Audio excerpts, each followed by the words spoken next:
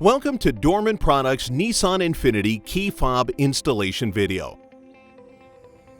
Before you begin, this installation is considered simple.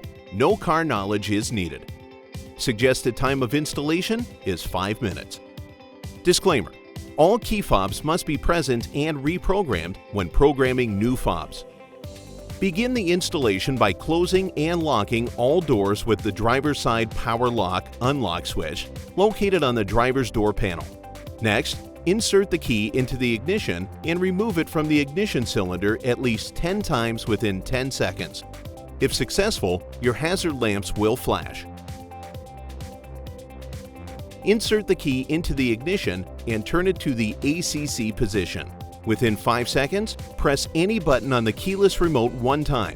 Your hazard lamps will flash. To program all remaining new or old remotes, unlock, then lock all doors using the driver's side power lock/unlock switch. Within 5 seconds, press any button on the remote you want to program.